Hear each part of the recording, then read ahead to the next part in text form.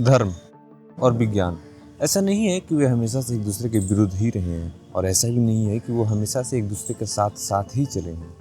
क्योंकि अगर हम इतिहास के पन्नों को खंगालें तो हमें अनेकों एग्जाम्पल मिल जाएंगे जिसमें धर्म ने जो साइंस की सोच रखने वाले इंसानों के ऊपर कितना अत्याचार किया। जैसे लियोनार्डो ब्रूनो को देखें, उन्हें जिंदा जला दिया गया। क्यों?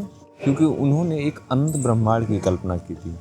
लुक्रीशियस ने एक ऐसी सृष्टि के बारे में सोचने को कहा था कि आप एक तीर छोड़ें, अगर वो तीर जाकर किसी दीवार से टकराती है तो आप उस दीवार के ऊपर चढ़ें और फिर से तीर छोड़ें।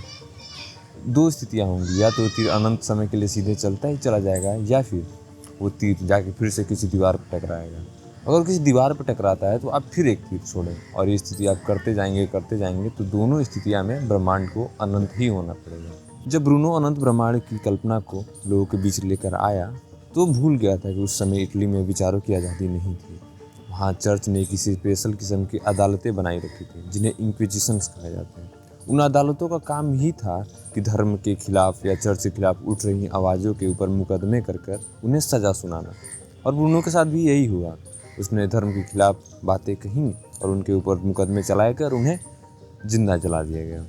अल Hasan, father of modern optics जिन्हें कहा जाता है, उन्होंने अपने जितने भी नियम दिए ऑप्टिक्स के ऊपर, उनको अपने आप को पागल घोषित करने के बाद और नज़र बंद होने के बाद ही इन सारे नियमों को दिया।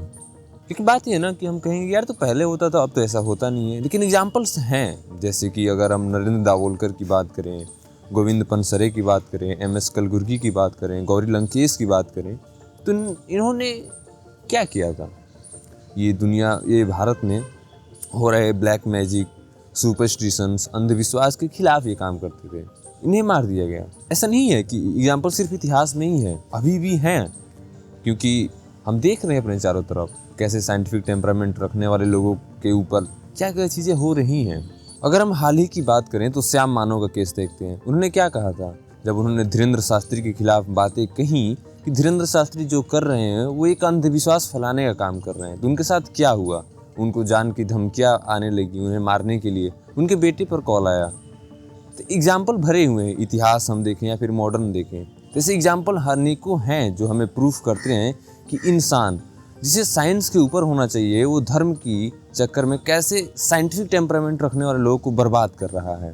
ऐसा नहीं था कि प्रारंभिक समय में ये दोनों अलग अलग विधाएं थी, ये दोनों एक दूसरे से ही आई हैं। जैसे धर्म में लिखी गई किताबों के अंदर जो चीज़ें थीं उन्हें प्रूफ करने के लिए धर्म ने ही लोगों को फंड दिया, लोग उसे निकले जांच पड़ताल करने के लिए। लेकिन सत्य किसी किताब में नहीं लिखा हो सकता ना। लोगों ने जांच किया तो लोग ये पाएं कि धर्म की किताबों में जो चीज़ें लिखी गई हैं वो बहुत अलग हैं, रियलिटी कुछ और ही है। फिर जैसे ये धर्म के ठेकेदारों को ये पता चला, उन्होंने उनकी फंडिंग बंद कर दी। एग्जाम्पल हैं, ऐसा नहीं है कि एग्जाम्पल नहीं है। अगर हम आँख के ऊपर पर्दा बांध करके चल रहे हैं कि हम कहें नहीं धर्म जो है वो विज्ञान का विरोध नहीं करता है, तो ये अपने आप से झूठ बोलने के जैसा हो जाएगा। धर्म विरोध करता है विज्ञान का, लेकिन विज्ञान के साथ वो वहाँ तक ही लेता है ना जहाँ तक उसकी कही गई बातें विज्ञान से सब प्रूफ होती हैं। और जहाँ ही धर्म की कही गई बातें विज्ञान की बातों से कॉन्ट्राडिक्ट करती हैं, धर्म विज्ञान का साथ छोड़ देता है और विज्ञान का कभी कभी विरोध भी करता है।